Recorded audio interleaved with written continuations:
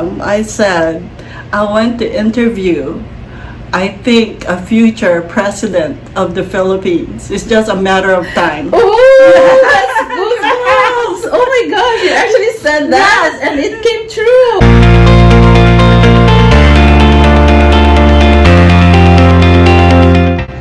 Hi friends of I Love Kalihi Vlogs. Today is special. That's the reason why I had to bring back my friend Sol de la Cruz Ferrer. Hi Sol. Hi Tara. Hi, I love Kalihi supporters.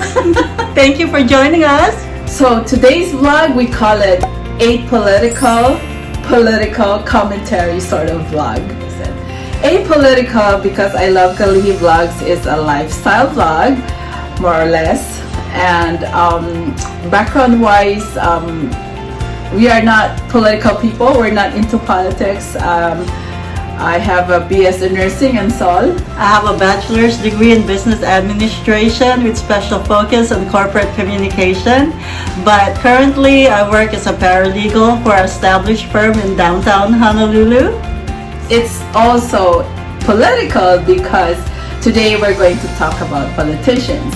But I'd like to add a disclaimer. We're not such a low person. We're not pledging support or, stating support for one party over the other. We're just commenting on current events and people that we have met along the way. And if you're wondering then, so why this topic today? It's because we're still Filipinos. Although we've lived here longer than we lived in the Philippines, we've become naturalized citizens, in fact, but we still do care what happens to the motherland. Every time we hear good news, we're happy, and we do care about our kababayans there. In fact, there was a time in our lives when we were actively pursuing our outreach program called Mapala International. Sol and I were in it together, and together with our old friends. Some of our friends. Yes. And we did have a lot of projects that we did for the people in the Philippines and even here. And we still visit, we still have our families there, and we do care about the future of the country and the people there. That's why we're taking on this topic today. And before we go on, because we love to talk about anything and everything, if you haven't noticed, Sol and I can talk and talk about so many things. I think it's best that we would point out the things that we'd like to cover today, and there's 4.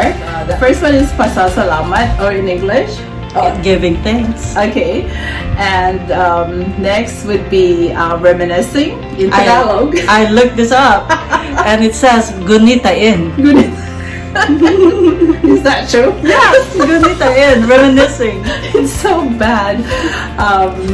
And the third one is impressions. Impressions. This is special. I looked it up, and it said impression. That is so Tagalog, huh? Yes.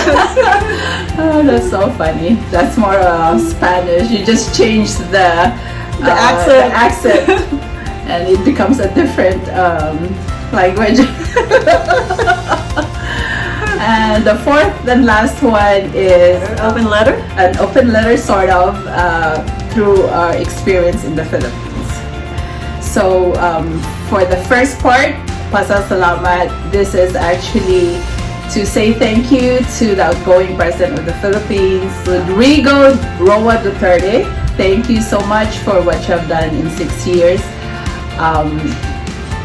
The last time I was there was 2019, and I've seen so much improvement, but the impressive ones are of course the one that we could see right away, which is the build projects, the new trains, the new railroads, the new bridges by the thousands. So wow. That's a lot for 6 years accomplishment, and just that alone, that's a lot that had happened in 6 years, and that's just one president, and it helped the Philippines to cope up. And this is the only president that leaving the office still raked in 70% approval rating. Wow, that is historical, and I think that's not just in the Philippines but even worldwide. I know if you could find outgoing president of a country or a leader of a country that leaves the office at 70% approval rating. That's very, very high. Yeah, so that is very telling. The last weekend, there was a big program. It's called Pasalamat or Salamat PRRD, and there was a big concert. Wow. You know, for with Philharmonic Orchestra and all these singers that just offer tribute to what this president has done. So that was good. So move on to our next topic. It's called reminiscing. Gunita. Gunita. Gunita in. Gunita in. We feel that we have the little right to reminisce because there was a time in our life that Sol and I were active in the media, as in we actually produced segments for shows in the Philippines for Net 25 particularly, and we pretty much covered different topics and issues here in Hawaii that we that could be relatable in the Philippines. And there was a time when President-elect visited here in Hawaii, although they were here, you know, at that turning point in their life in 1986. Years and years later, he was able to come back, and he was much welcomed here. I remember that there was a big party at the Philcom Center. The Philcom Center in Hawaii, I believe, is the biggest outside the Philippines, the Filipino Community Center. And that was put out by a lot of hard work of Filipinos that live here in Hawaii. So anyway, he was welcomed. There was a big party, and Sol and I were there. We were freelancing, and we were able to get an interview. The local community did not know us. The Filipino newspaper, they were wondering who we were. But we approached. We had the guts to approach, and we said we're freelancing for this TV station in the Philippines, and none of the other people knew what that station was. But guess what? The Marcos people did. Yes. And we got the interview. Yes, actually the interview was the following day. But I just want to mention how I remember seeing BBM or Bongbong Marcos on that day. Did you see him come in? No, I didn't. Because I did. He arrived. Of course, the gathering was already started, and when he arrived, I happened to still be outside. He came in. He stepped out from an SUV Lexus. I could still remember that much. She was paying attention. And when he came out, you go, "Wow, this guy is so humble." He hasn't. Even the way he carries himself, so humble. But I was just observing the whole time, but you could see in his demeanor, very humble, the way he carries himself. There's no airs about him. And what I remember also at the party is, I think, we were the younger ones. It was mostly, they were beautiful ladies with their with their beautiful gowns. Yes. But, well, probably they were our age now. But back then we looked around, and in our table, and we feel like, I think we're the youngest here. I remember commenting to you, and I said, it must be hard to be a politician because you have to dance with all these old people. Oh no, we're going to get into trouble. I know, but that's when you were young. That's how you think, right? It was so funny. But he was so open, and people loved him. And of course, he has to pay respects to the nanas and tatas. And so everyone wanted to dance with him on the dance floor. He was very nice. He was very nice. But then he looked around, and I don't know if it's just our ego. He was very accommodating. We're like, I think he's looking at us because he's probably looking for a younger face. I remember we're having that conversation that we're like, we're the youngest here. It's so funny.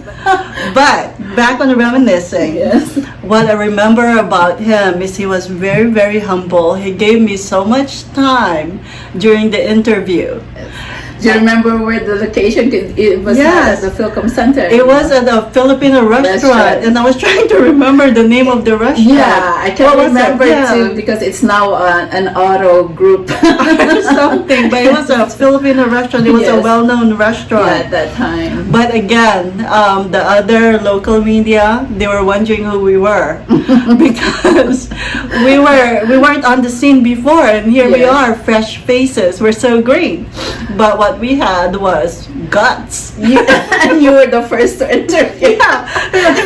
And And yeah, when you were done, they're like, there's nothing left to ask. there's nothing left to ask. Because it took so long. It's so bad that we can't show you proof. We couldn't find a copy of that tape. Yeah, we only have a picture. We have a picture though, and you would see it that we do have proof. We did meet him. And Mufi was there. Mufi Hanneman. Yeah, Mufi Hanneman was there. The one thing I remember is going back to work. I took off that morning to do the interview. And I think I bought a new suit. Or at least I wore a nicer suit. Yeah, And then when I went back to work, I was so giddy. And my boss asked, "Where did you go?" He looked at me because I looked like I went for a special interview. And I remember telling him, I said, I went to interview, I think, a future president of the Philippines. It's just a matter of time. Oh, that's goosebumps! Oh my gosh, you actually said that, and it came true. Yeah, Oh because my you could tell then it was just The a way he matter carries of himself. time, because he still had the support. Yes. It was always divided. The Philippines was always divided. There's one part that were anti-Marcos, and there was the other part that are very loyal to the family. And here was Bongbong Marcos, and I really felt they were testing the waters way back then. I'm actually surprised how long it took, but you could tell, you could sense it then that one day this man is going to be the president of the Philippines. And I was so Do you giddy. remember your questions? I remember asking that question. What are your plans? Are you intending, to run for the office of president?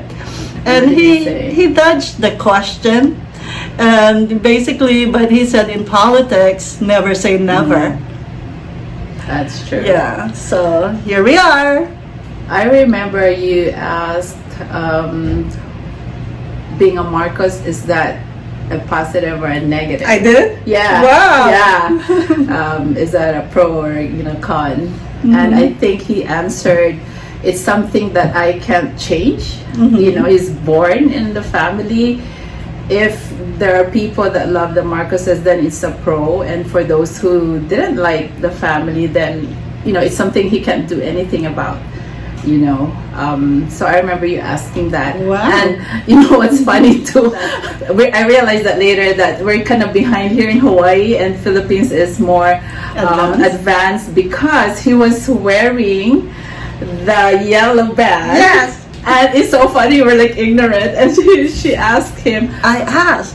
No, it wasn't really out of ignorance, but basically I was trying to get something interesting to talk about. I said, oh, what is that? What is that bracelet for? And I think he had said something about his son gave it to him, and I can't remember. because Lance Armstrong was the in thing at that time. Oh, there you That's go. what it was. But we're like, okay. Because we didn't expect that. We didn't. We heard of Lance, but we didn't know that they were into the bowler, the yellow bowler that kind of represents him and his supposedly defeating cancer and winning the What is Tour it de called? France. The Tour de France. Yeah. How many times, so he was like a hero at one point.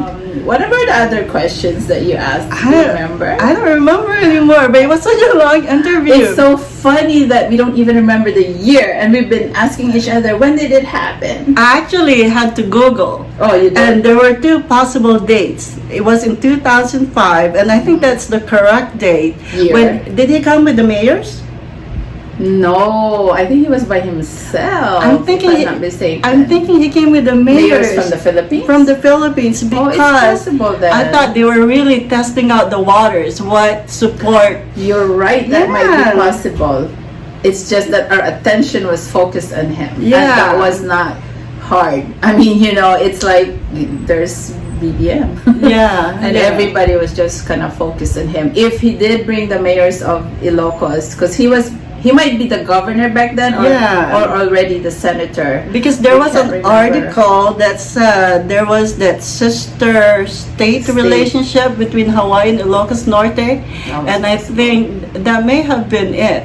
Yeah, it's so long ago that we don't remember. We were trying to see whether we could retrieve the tape. He did ask around. My 15 seconds of fame, and we can't find it. We learned a lesson. Yeah. We should make copy of of the things that we do.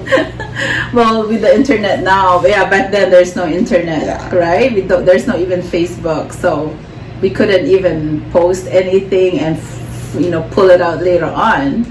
But we had a good time. It was a long interview. It was a long interview, but the power of the press. Ted and I were giggling too, because we realized that had this been in the Philippines, we wouldn't have been able It was almost a 1-to-1. Yeah. It was. Yeah, but there's no way that we would have been able to approach if this had been in the Philippines, but because they came to Hawaii, Him to give us that much time. yeah, that we had access. Yeah. That We was were a lucky. special time. Yeah, it was. And you could tell how smart he was, huh? Yes. The way he answered questions. You could already. He was not just feel being it. a politician. Yeah. He was truthful, but he had the smarts to know what to say. Yes. I remember how I was listening. So yeah, that's one moment in time for us. It's so funny how we've been friends for a long time, that we got into these things, and we can look back and say, "Hey, we're there." And We should have gotten out from our regular jobs and pursue the career in journalism or something. Well, Tada's not doing it because she's part, of the media right now, and also she's doing the this vlog. it's always good to not just to meet people, but in a way to learn what when you meet these people, you can pick up something because it becomes part of your own memory. Yes. And that is nice, and it's something we could brag about a little bit. Like, we've met him before you met him. I told her that when I die, look up the tape, but I guess we can't find it because it will blow up people's mind that I look like I was part of the media We then. look nice too back then. We're young and pretty. We think we're pretty. Thank you. Oh my That's why we're friends. We stoke each other's ego. That's what you need. We know each other too much that we care and we don't care. We say it like it is. It is. Oh man. So moving on to Moving on. impressions. Yeah, it kind of flow towards how our impression of the Marcoses based on how when we met President Ferdinand Bongbong Marcos Jr. now. Congratulations, by the way. That was a big win with your partner. We should show this picture. You remember seeing that picture? Yes. So we have some. Caption this. Because I thought that picture really painted 1,000 words. Really? Like, Let's that see. they see. Duterte and Duterte and Bongbong. Bongbong. If I can. Can you see? Yeah, they're like, I can't believe it, we won. It's like, Look how sweet he Yeah. is. Speaking of how he's a humble man, Yeah. we met him back then. I don't think he's changed. I don't even know if he was married at that time already. He might have, no? no, he was. He Because he was? said Okay. the bracelet was from his son. Okay. Yeah. Yeah, but it looks like he hasn't changed. It seems like he's even a sweeter man now. Yeah. Well, He's hanging on you know, to Sarah. Yeah. Vice President Sarah Duterte. Exactly. If I caption this, it would be like the kuya holding on to the ading, the younger ading, sister, the ading who could protect the kuya. Right? I thought the other way. It's like, ate. But she's younger, she's 43. How old is he now? He's in his 60s, Wow. early 60s. So it's time. He's Yeah. matured, Yeah. and it's his time, really. But that picture is so sweet. That is so nice. But every time I see,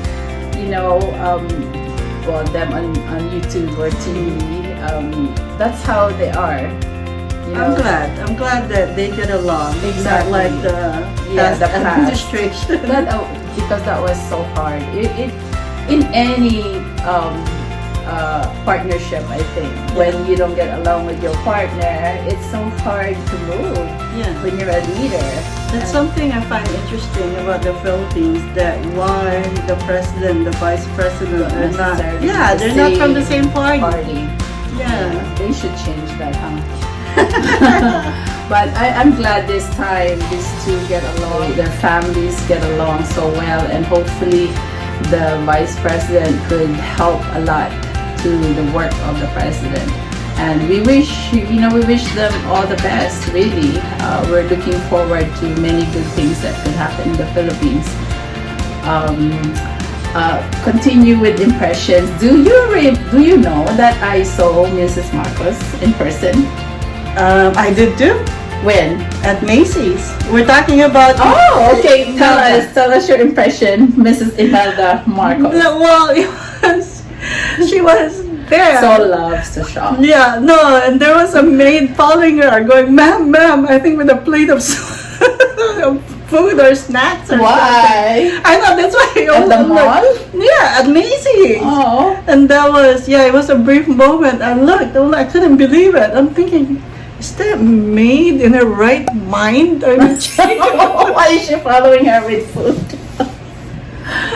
but that was my impression. It was a brief moment. Yeah. How was she? How did she look like to you? She still looked like Imelda Marcos. Yeah, And very regal. This is just regular shopping. Yes. So she still dresses well. She dressed well, with the nice hairdo, makeup. She carried herself very well. Where I saw her was after Martin Rivera's, I think, week-long gig at the Rigger. Yeah. The Rigger is where the Society of Seven. They're Yeah. like long-time group of performers in Waikiki. And actually, they're like Martin Rivera's uncles, Yes, because they are. Martin's dad used to be part of their group in the beginning. So anyway, I think there was a time that they went on break and Martin took over for like a week. Yes. And I believe that might be the last show, the last night, but there's 2 shows. So we watched the earlier show. Yeah.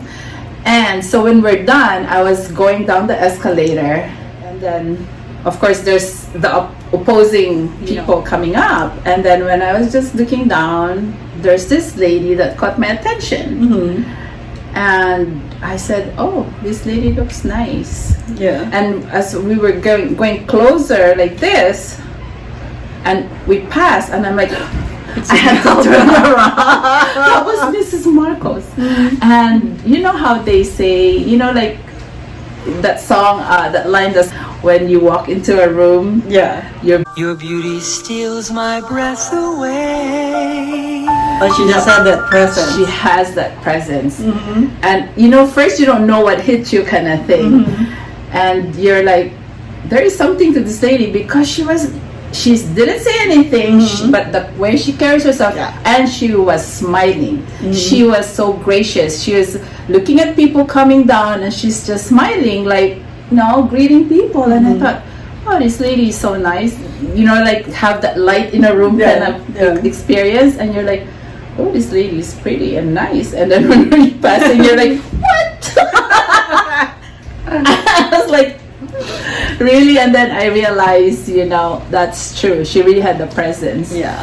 And that was the impression. But another family I've met was the youngest, Irene.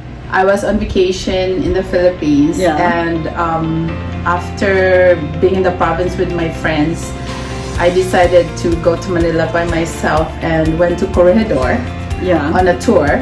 So I just paid, and I got picked up.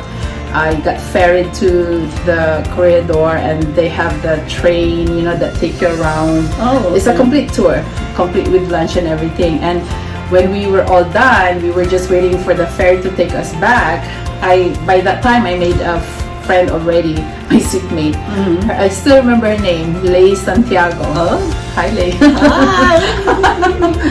And here comes another lady that you can't just ignore. Like I said, Yeah. when there's people that have presence, I turn around and here comes this lady, and I'm like, She looks familiar. I keep staring at them. She looks familiar. Where do I know her from? And then I realized who she was. That was Irene Marcos. Oh. And she was just as nice as the rest of the family. So we greeted her, we said hi, and then she started just chatting with us. Oh, wow. And at that time she said she was there as the advance party because Bongbong was running for maybe at that time Senate already. Oh, okay. And they were going to have like a big gathering, or maybe that was their meeting the avance. So she was there ahead, and she was just she's the logistician, I guess. And apparently in this presidency she did a lot of help. Oh, also. wow.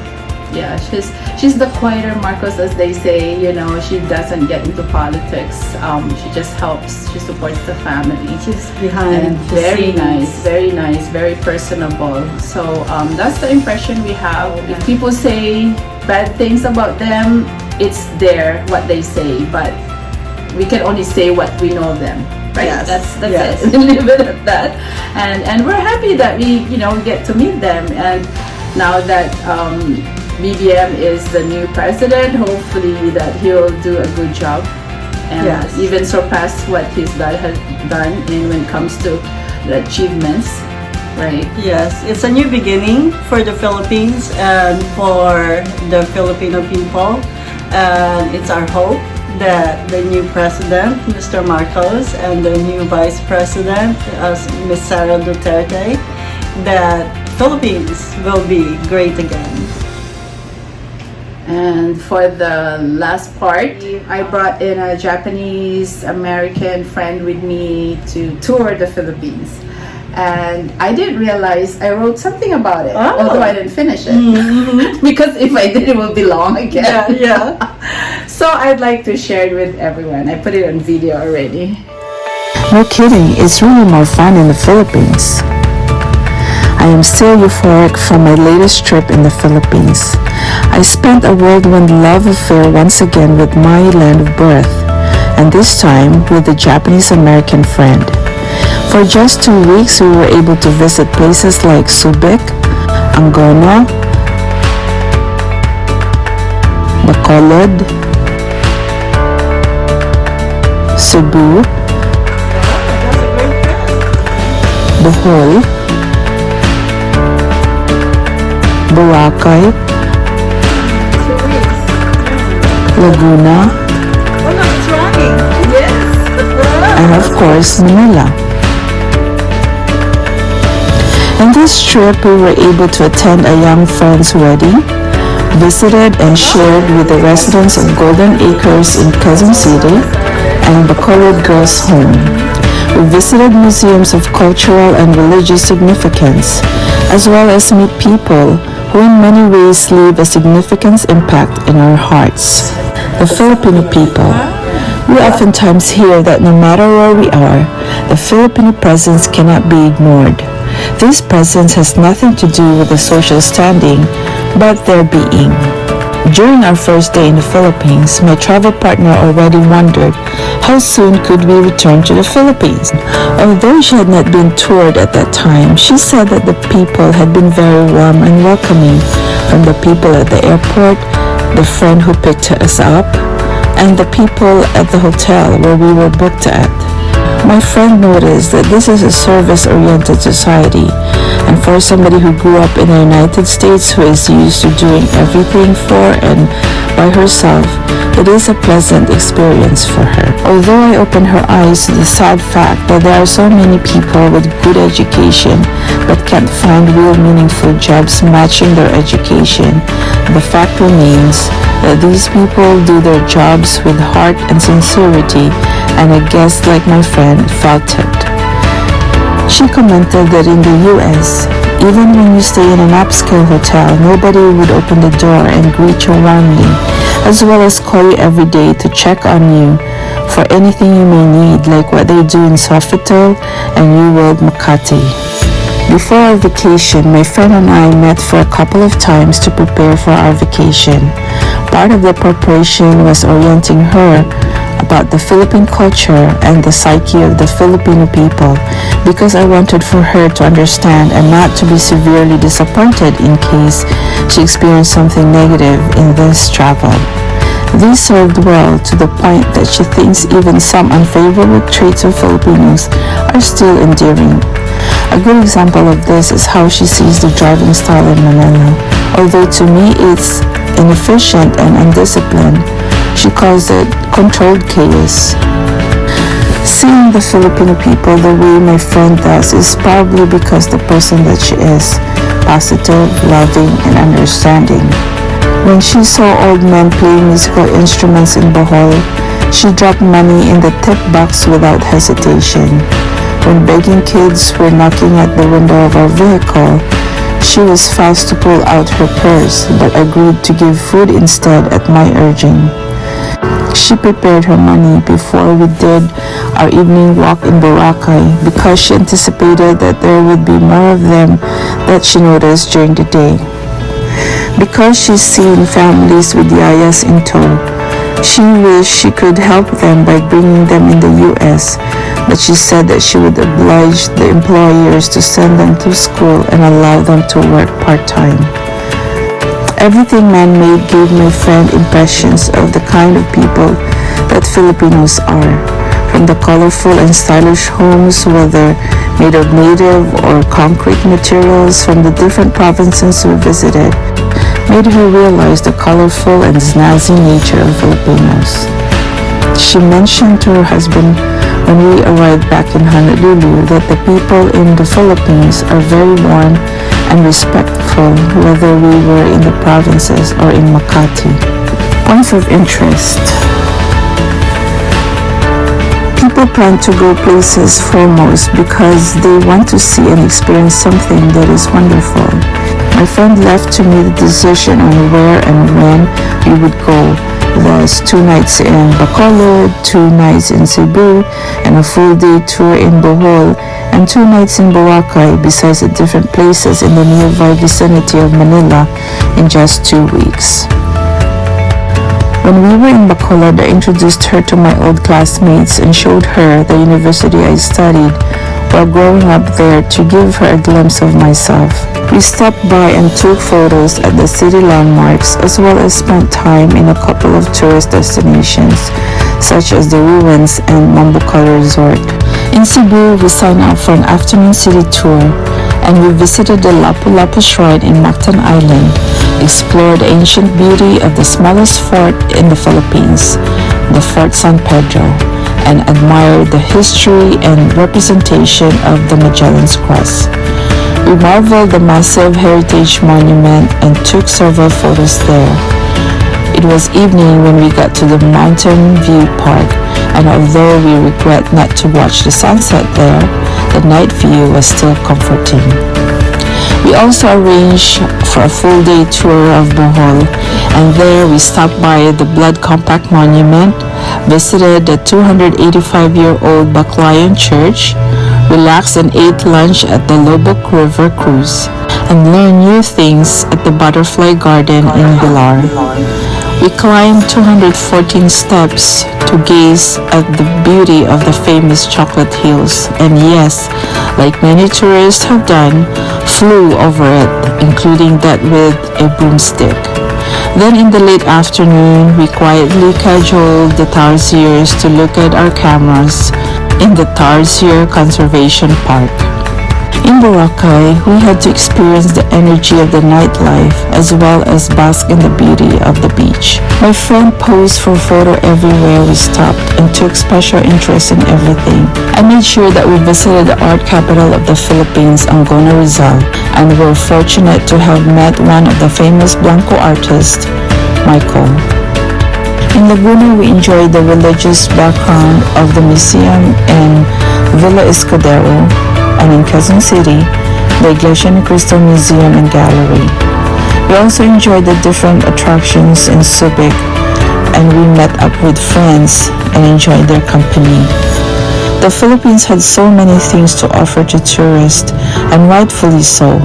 The government is now taking special interest in tapping into the tourism industry. I would go far as to say that Philippines has everything tourists can want and more. For people who like the beach and the different outdoor activities, there are many world-class beaches and resorts in the different regions.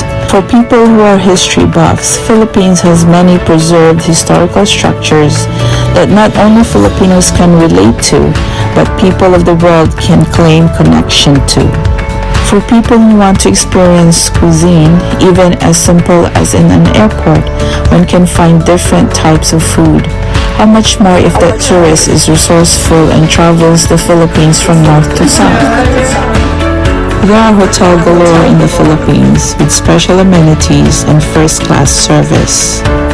As you can see, I wasn't able to complete this, but that was a big glimpse of how I saw the Philippines, not just through me, but through the eyes of my friend born and raised in San Francisco, California. It's nice. Yeah, so that's an open letter because we would like to share that with the new president and vice president of the country. Although that was an experience several years ago, that's how we felt being in the Philippines, and hopefully the tourism industry will be even more upgraded and with other type of programs. And I'd like to share that I think one of the programs you should add is community service programs. So some states in the US have those programs that allows tourists to do good, to especially for the environment. Like if I'm teaching my young children to care for the environment, although we have like a whole week of vacation, one day we would spend with this group that is sponsored by the government of that state, that would probably bring them to plant trees, or to pick up rubbish, or whatever it is that has to do with the environment. And I think Philippines can do so much. Bring your tourists, or have your tourists access maybe those indigenous people that create or weave fabrics, right? And so many more. I think Philippines can take advantage. And for us Filipinos who care so much about the Philippines, that if you open programs in each provinces we're in, we can do outreach, a day of outreach. That would be very good, I think. And one thing I'd like to bring up, which is very important, and it actually had happened already. Back then, we were at Sofitel, and our first day, we went in the backside at the pool area, and we were taking pictures. That's why some of the pictures were taken from there. And she was happy. She was, oh, this is a beautiful hotel. And the rattan, those seating, the furniture. She's like, oh, this is so creative. And then when I look, I saw Manila Bay and floating rubbish. Oh, I was so embarrassed. And good thing she didn't see it. So I said, oh, let's go inside. It's very hot in here, because I didn't want her to see that. Because, you know, although I'm from here, I'm a friend who's Filipino who brought her there, and all I wanted for her to see all the good side of the Philippines, right? So I was so embarrassed, and in my mind, I'm like, how dare, why is it so dirty? You're in a 5-star hotel and you look on the back, it's so dirty, the Manila Bay. And guess what? 2019, I was in the Philippines, January. I remember this because the Duterte administration launched the cleanup of Manila Bay. 2019, Yes. and it's now 2022, and they reopened that whole area. They've added so many things. They added actually a beach. Wow. They created a beach area Wow. in Manila Bay. Before it was just, the edge would just be water already and rocks. I mean, rocks then water, of course. But what they did is they added and created an area where there's a beach. They call it Dolomite Sand Beach Oh, wow. because they brought Dolomite sand from Cebu to put it To there. create that. Yeah, to create Wow. the beach.